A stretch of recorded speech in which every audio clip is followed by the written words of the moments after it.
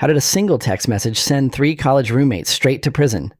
The detective slid my own phone across the interrogation table toward me, screen up, and said, "We'd like you to read this out loud for the record." I looked down at the message on the screen. It was a text I had sent at 11:52 p.m. on a Friday in October, from my phone, from my number, to a group chat that included my 3 roommates. I had no memory of sending it. The words were not words I would use, not a sentence I would construct, not a thought I had ever had in 21 years of living inside my own head. But there it was, sitting in my outgoing messages with a delivered receipt beneath it, and there were 3 federal investigators in a room with me at 7:30 on a Sunday morning. Walk-in the coffee they'd offered me was untouched because my stomach had closed for business the moment I saw the message. And the only thing going through my mind, the only coherent thought in a brain that had otherwise dissolved into static, was that I needed to understand how something I didn't do had been attributed to me with the kind of specificity and documentation that made it look, to everyone in that room except me, completely real. I had been living in the off-campus house on Briarwood Court for 8 months when everything fell apart. It was a 4-bedroom rental near the University of Carleton in Central Ohio, the kind of house that exists in every college town. Big enough to feel like freedom, run down enough to be affordable, all filled with the specific chaos of people who are technically adults and practically children all at once.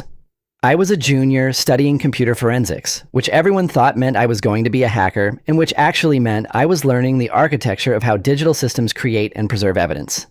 The irony of this fact, given what happened, is not lost on me, and in fact keeps me up occasionally, even now.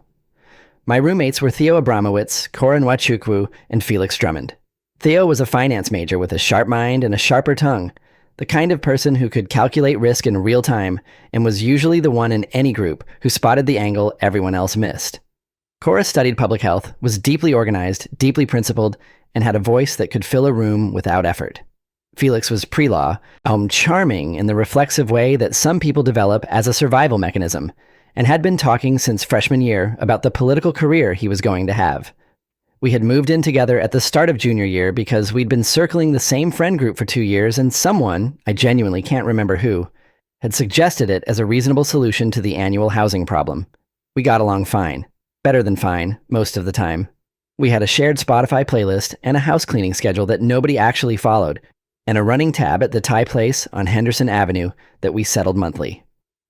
I am telling you this so you understand that what came next was not the product of some obvious dysfunction or pre-existing conflict. It looked, from the outside, and almost from the inside, like a normal house full of normal people. The first red flag was so small, I nearly stepped over it without noticing. The thing I noticed first was the cash. This was in September, about 6 weeks before the text message, before the investigators, before everything. Felix had paid his portion of the utilities in cash for the 2nd month in a row, which was unusual because we all used Venmo and had since day 1. I mentioned it to him, casually, while we were both in the kitchen, and he said his card had been having issues and he'd gotten the cash from his parents. This was plausible. I noted it and moved on. The second thing I noticed was Theo's schedule. Theo had always been the most present of the 4 of us. He worked from home most days, had a flexible class schedule, and was usually around in the evenings. Starting in late September, he was gone 3 or 4 nights a week, coming home after midnight. And when I asked where he'd been, the answers were vague in a way that didn't quite fit his usual specificity. A friend from high school, catching up with someone from class. He said these things looking slightly past me rather than at me, which I noted and then explained to myself as tiredness. The third thing was Cora's laptop. She had always worked at the kitchen table. It was a point of pride for her. She said the kitchen table kept her focused. And then 1 week she was only working in her room with the door closed. Small things, individually meaningless. Collectively, in retrospect, the outline of something I should have pressed harder on. But I was 21 years old and writing a term paper on digital chain of custody. And I told myself it was nothing, because that is what you tell yourself when you don't want to know the answer. I want to tell you what the text message actually said, because understanding it is the difference between this story making sense and not making sense. The message, sent from my phone at 11:52 p.m. on that Friday, read, "Package confirmed for Sunday. Keep phones off after 9. If anything goes wrong, it was all Kofi's idea from the start. He's been running this the whole time. Kofi is my name. Kofi Osei." That sentence, "He's been running this the whole time," was the sentence that caused 3 federal investigators to be in a room with me at 7:30 on a Sunday morning. Because what they had, by the time they came to me, was a 6-week surveillance file on a scheme that had been operating out of 14 Briarwood Court. And the text message that I had apparently sent was the thing that lit the fuse, because one of my roommates had screenshot it and forwarded it to a contact who turned out to be a confidential informant. And the informant had sent it to the FBI's Financial Crimes Unit within 4 minutes of receiving it. 4 minutes. I have thought about those 4 minutes a great deal since then, about how quickly things move once they start moving. About how my name, attached to 11 words I did not write, became the axis around which a federal investigation turned. Here is what Theo, Cora, and Felix had been doing. I am going to explain it the way it was eventually explained to me, stripped of the legal terminology that the investigators used in the room and stated plainly, because I think plainness is what this story deserves. They had been running a coordinated financial fraud scheme targeting elderly residents in Carleton County, using a combination of phishing emails, spoofed bank phone lines, and a social engineering script that Cora had apparently designed with the same organizational precision she brought to everything else in her life. The scheme worked like this. Elderly targets received official-looking emails from what appeared to be their bank, telling them their account had been flagged for suspicious activity and providing a phone number to call immediately.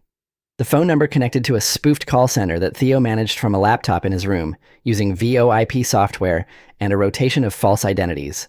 Once a target called, and they were walked through a process of securing their account that involved transferring funds to a protected holding account, which was, in fact, one of several accounts that Felix had opened using synthetic identity documents.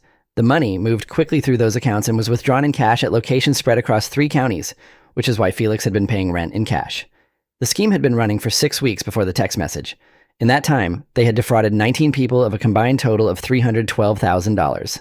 19 people, most of them over 70. Some of them people who had saved that money over decades, who had no way to recover it, whose children would later give statements to investigators that I sat and listened to in a conference room, and that I will not describe in detail here because some things don't need to be made more vivid than they already are. I did not know any of this. I want to be very clear about this, not because I think it excuses me for failing to notice the signs I have already described, but because the truth of the matter is that I genuinely did not know. I was in a house with 3 people who were, simultaneously, my friends and criminals, and the line between the ordinary life we shared and the crime they were committing was a closed bedroom door and a spoofed phone number, and a deliberate decision to keep me completely uninformed. What I later learned, and what the investigation eventually confirmed, it was that they had kept me out of it intentionally, not out of kindness, but out of calculation. Cora, who had designed the scheme with the care she brought to everything, had apparently decided early on that having a computer forensic student involved was too much risk. She had told Theo and Felix that I would spot things they might not, and that it was safer to keep me in the dark. This decision, to exclude me, was the same decision that, when the scheme began to unravel, made me the most useful person in the house to blame. Because if you need a fall person and you've been building a story for 6 weeks, the person who knows nothing is the easiest one to frame. He's been running this the whole time. My name, my phone, my message. The investigators were named Carver Yeboah, Priscilla Fontaine, and a man who introduced himself only as Special Agent Dillard, who worked for the FBI's Financial Crimes Division and had 15 years of experience with wire fraud and bank fraud cases. Carver Yeboah was with the Ohio Bureau of Criminal Investigation and had been building the state-level case for 4 weeks before federal involvement was triggered. Priscilla Fontaine was a forensic accountant with the FBI's field office in Columbus, 20 years in financial crimes, and she was the one who had assembled the money trail into a 40-page summary that she set on the table between us within the first 20 minutes of the interview. I remember looking at that document and understanding that the work in it was meticulous and real and that someone had spent a great deal of time building it. I also remember understanding that my name appeared in it 9 times, all in contexts that described me as the architect of the operation, and that every instance of my name was sourced either to the text message or to witness statements from Theo, Cora, and Felix, who had all been interviewed before me and who had, to varying degrees, told investigators that I had conceived and directed the scheme. This is what I mean when I say they had been building a story for 6 weeks. By the time the text message went to the informant and the informant went to the FBI and the FBI came to our house at 6:45 on a Sunday morning, there were 3 people whose story about me was fully formed and consistent and documented. And there was me, sitting in an interrogation room with a phone I didn't remember using and a text message I didn't write, trying to explain something that looked, on the surface, completely inexplicable. I am going to describe the next 6 hours carefully because this is where the story turns and where I have to be precise about what I did and what I did not do. Because the difference between those two things is why I'm telling this story from the outside looking in rather than from a prison cell. The first thing I did in the interrogation room within 30 seconds of reading the text message was ask for a lawyer. Not because I'd done anything wrong, but because I studied digital forensics and I knew, with the specific knowledge of someone who had spent 2 years learning how evidence is built and how it can be misread, that the text message on my screen was either the result of device compromise or unauthorized access. And that explaining this correctly required more than my word against a document. I knew that my phone's metadata would show what cell tower it had pinged at 11:52 p.m. on that Friday, and I knew where I had been at 11:52 p.m. on that Friday. In the university library, where I had been working on my term paper until the library closed at midnight. And I knew that if the tower ping didn't match the library's coverage area, it meant the message had been sent remotely, which meant someone had accessed my phone through a method I could probably identify, given sufficient time with the device. I knew all of this because of what I'd spent 2 years studying. I also knew that none of this would matter if I said the wrong things in the next 6 hours to people who had already assembled a story that made me the central character. So I asked for a lawyer. Special Agent Dillard nodded and said I was within my rights. Carver Yaboa wrote something down. Priscilla Fontaine closed her 40-page summary and put it back in her bag without any visible reaction, which was somehow the most unsettling thing in the room. The lawyer who came was a woman named Aurelie Marchetti, who was a criminal defense attorney in Columbus with 18 years of practice, and who had been called by my parents, who I had managed to reach in the approximately 4 minutes between the investigators leaving the room and the door being opened by a uniformed officer who offered me more coffee I didn't take. Aurelie arrived at 9:47 a.m. and asked to see me alone before anything else happened. She was small, precise, yet had the quality of someone who had been in many rooms like this one and was never going to be the most anxious person in any of them. She asked me to start at the beginning and tell her everything, which I did, including the parts that made me look bad. The cash, the schedule changes, the closed door, because she needed to know all of it. When I finished, she was quiet for a moment. Then she asked about my phone. She asked whether I had left it unattended the previous Friday, whether anyone had had physical access to it, whether I used any shared passwords, or had connected my phone to any shared networks in the house. I thought about this carefully, and then I told her about the house router. We had a shared wireless network with a router that Felix had set up at the beginning of the year. And I had been meaning to check the router settings for months because it had been dropping connections, but I'd never gotten around to it. I told Aurelia that a shared network with administrative access could, depending on how it was configured, allow someone with the right tools to intercept and reroute outgoing messages under certain conditions. I told her I thought someone might have used the router to spoof a message from my phone. She looked at me for a moment and then said, "Can you prove that?" I said I would need my phone and access to the router in probably 48 hours. She said, "Oh, I'll get you the 48 hours. What Aurelie did in the next hour was methodical and impressive, and I will describe it briefly because I think it's important to understand that what saved me was not luck or sympathy, or even primarily the truth. It was evidence, correctly gathered and correctly presented by someone who understood how to use it. She requested, formally and in writing, that the investigators preserve the physical router from 14 Briarwood Court as potential evidence in the investigation, citing the possibility that it had been used as a vector for device compromise. She requested that I be permitted to access my own phone's metadata in the presence of a forensic examiner. She noted in writing, and that I was a junior computer forensics student at the University of Carleton with demonstrable knowledge of digital evidence collection, and that my professional training gave me a specific basis for the claims I was making about device compromise. She also requested, and this was the thing that I think changed the room the most, that the investigators pull the cell tower data for my phone's activity at 11:52 p.m. on Friday. Cell tower data is what it sounds like, a record of which cell tower a phone was pinging at any given time. If my phone was in the library at 11:52, the tower data would show a tower within that coverage area. If the message had been sent remotely, routed through the house network while my phone was somewhere else, the tower data and the message's metadata might show a discrepancy. The investigators went to get this data. It took 3 hours. During those 3 hours, I sat in the room with Aurelie and drank the coffee I'd been refusing since 7:30, and she told me, very calmly, that the next few hours were going to determine a great deal, and that I should focus on what I knew rather than what I felt, because what I knew was useful, and what I felt was not going to help anyone. I thought this was excellent advice. The tower data came back at 12:53 p.m. My phone had been pinging a tower in the University Library District at 11:52 p.m. on Friday. The library, exactly where I said I'd been. The message, however, showed metadata indicating it had been processed through a network node that did not match that tower's coverage area. There was a discrepancy. Small, technical, in exactly the kind of discrepancy that would have been completely invisible to anyone who didn't know what to look for, and completely unambiguous to anyone who did. Special Agent Dillard looked at the data for a long time. Carver Yaboa looked at it too. Priscilla Fontaine, who I had started to suspect might be the sharpest person in the building, looked at it for about 30 seconds and then said, very quietly, "We need to pull the router." Orly said, "Yes, you do." There was a silence in the room that had a specific quality, the quality of a narrative reversing direction. I had been sitting in that room for more than 5 hours, as the person the evidence pointed at. Now I was sitting in it as the person the evidence had been pointed away from. And the gap between those two things was a router sitting in a house on Briarwood Court that 3 people had not expected anyone to examine carefully.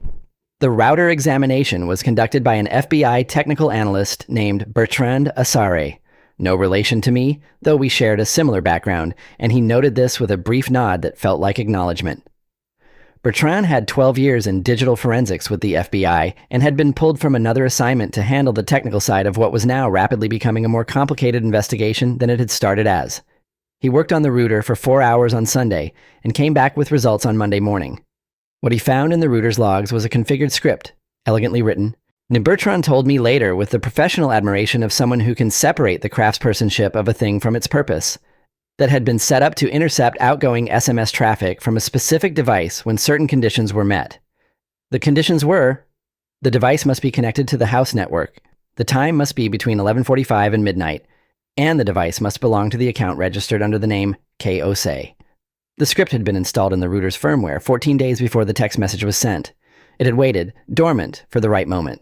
But when I had been at the library on Friday and had connected to the library's network rather than my phone's data, something I did routinely to avoid burning through my data plan, the house router had still shown my device as recently associated and had executed the script, sending the message from my registered number through the house network's external IP address, creating the metadata discrepancy that the tower data had revealed. Someone had written a script and embedded it in our house router and waited 2 weeks for me to create the conditions under which it would fire, and the message it sent was specifically designed to make me the named architect of a fraud scheme that I had known nothing about. This was not impulsive. This was not a panic decision made when the investigation got too close. And this had been planned and prepared 2 weeks in advance, which meant that someone and the router's admin access logs would eventually confirm it was Theo, whose laptop MAC address appeared in the firmware modification record, had decided before the scheme collapsed that I was the exit strategy. I want to tell you what it felt like to sit in Orly Marchetti's office on Monday afternoon and hear her walk through what the evidence now showed. Not what it felt like in the dramatic sense, the shaking hands or the racing heart, but what it felt like intellectually, because I think the intellectual experience of this moment is something that people don't often describe and that I find important. It felt like looking at a blueprint for a building and realizing that it had been designed to collapse in a specific direction, and that you were the direction it was designed to fall. Everything I had noticed in those 6 weeks, the cache, the closed door, the changed schedule, had not been carelessness or coincidence. It had been the construction of the frame around me. They had kept me uninformed so that my confusion under questioning would look like guilty evasion. They had used my name in the scheme's communications, apparently, in ways the investigation later confirmed, references to case and the coordinator in internal messages that were designed to be findable. And they had embedded the script in the router 2 weeks early, giving it time to look like existing infrastructure rather than a recent installation. The only thing they had not accounted for was that the person they were framing was a computer forensics student who would ask for the tower data and know what it meant. I have thought about this a great deal since then, about how close it came, about how differently that Sunday morning would have gone if I had studied something else. The federal charges against Theo Abramowitz, Cora Nwachukwu, and Felix Drummond were filed on a Wednesday morning, 6 days after the Sunday interrogation. The charges included wire fraud, bank fraud, conspiracy to commit fraud, and, added specifically because of the router script and the false witness statements they had each given about me, obstruction of justice and attempted framing of an innocent party, now which is a separate charge under federal statute when it involves providing false statements to federal investigators. Aurelie told me this last charge was relatively unusual and that the investigators had been specific about including it, which she interpreted as a message about how the FBI viewed what had been done. Each defendant faced a maximum sentence of 20 years on the primary fraud charges alone. The scheme had targeted 19 elderly victims and had moved $312,000. 9 of those victims had lost more than $20,000 each. 3 had lost their entire accessible savings. The federal guidelines for wire fraud at this scale, combined with the obstruction charges, meant that the plea negotiations that all 3 entered into, because none of them went to trial, resulted in sentences between 7 and 11 years. Theo, who had written the router script and modified the firmware, received the longest sentence, 11 years. Cora, who had designed the social engineering scheme and the false witness statements, received 9 years. Felix, who had opened the fraudulent accounts and made the cash withdrawals, received 7 years.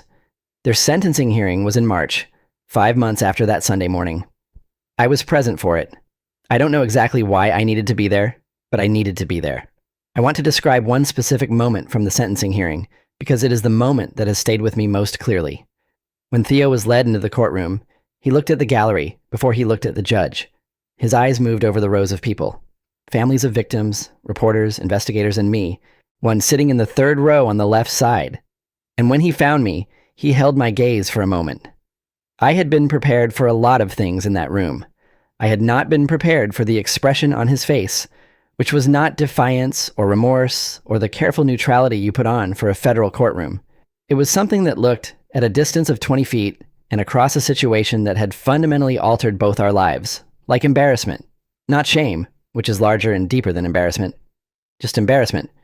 The expression of a person who has been caught doing something they know is beneath them. I held his gaze until he looked away.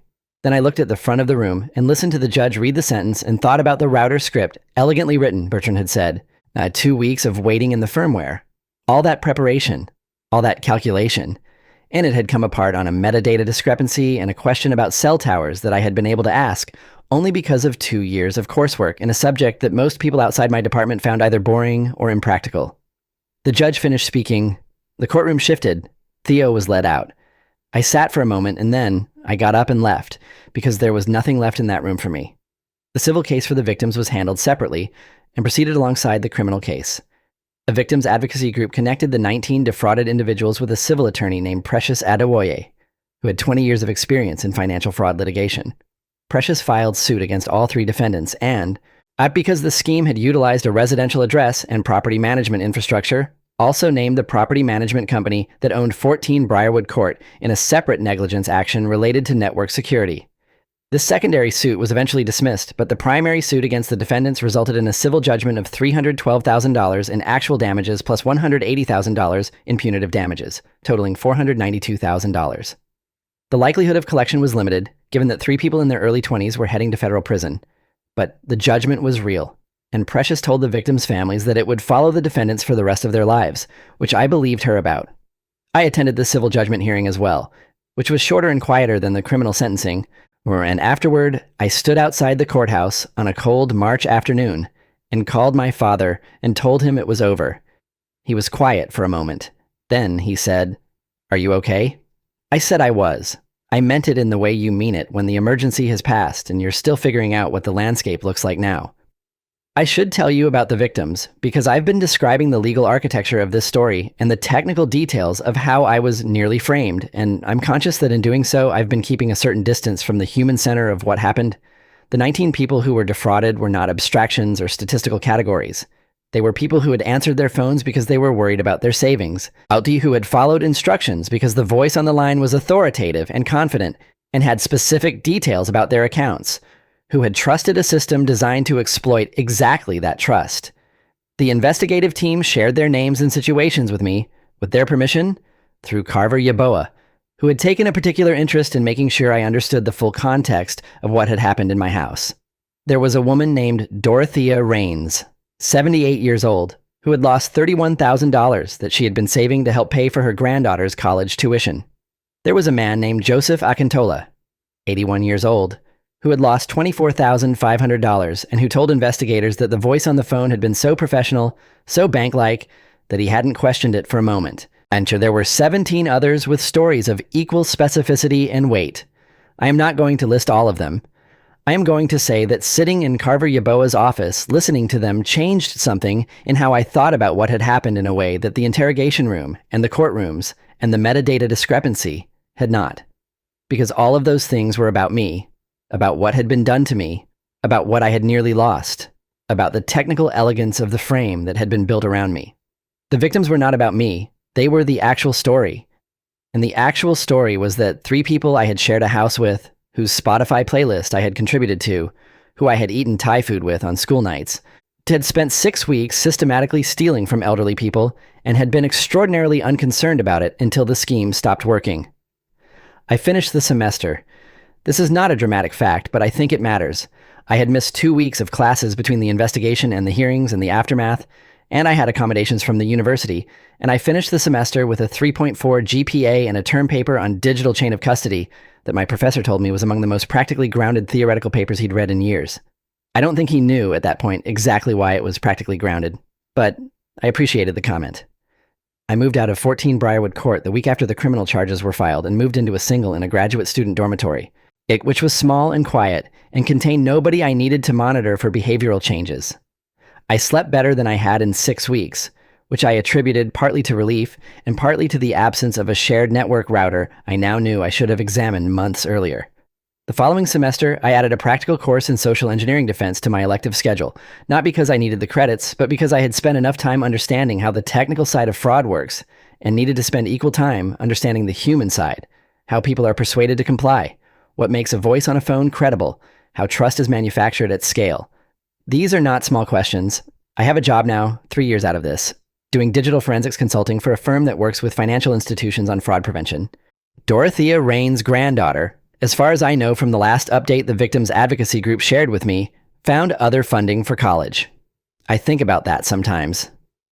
Bertrand Asare, the FBI technical analyst who examined the router, emailed me 8 months after the sentencing.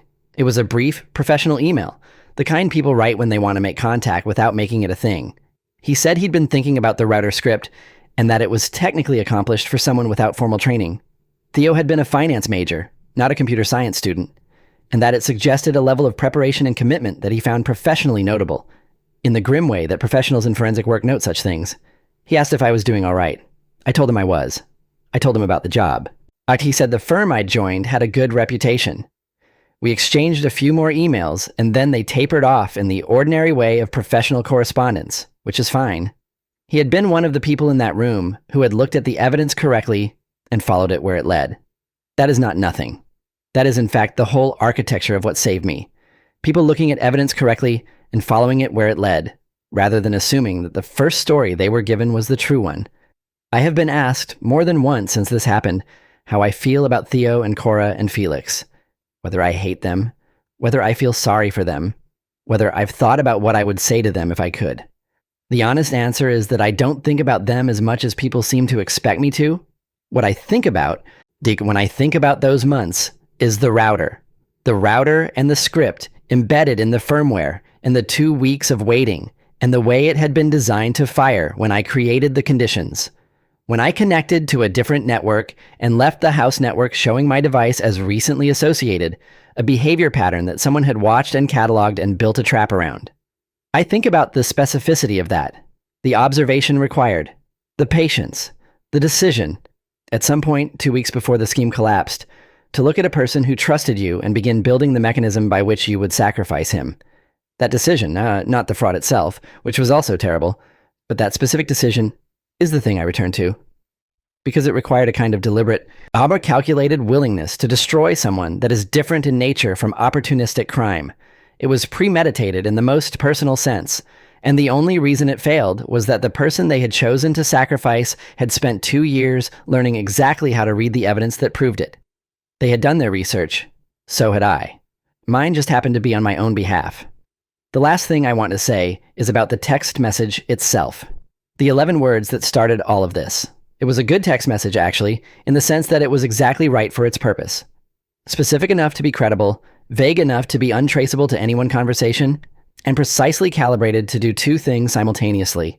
Coordinate a final asset pickup and, if intercepted, I point investigators at me with what would look like a self-incriminating confession from the scheme's organizer. If the router hadn't left a metadata discrepancy, and if I hadn't known what a metadata discrepancy meant, and if Aurélie Marchetti hadn't known how to request the tower data before anything else happened, those 11 words would have been the entirety of my story. Not the beginning of an investigation that ended with 3 convictions. The ending of mine. He's been running this the whole time. Someone had typed those words on a keyboard in a room in a house I shared, connected to a network I trusted, and sent them from my identity to make me disappear. I think about that sometimes, in the way you think about something that almost happened. Hum him from a distance that is close enough to feel the edge of, but far enough to let you breathe. I am still breathing.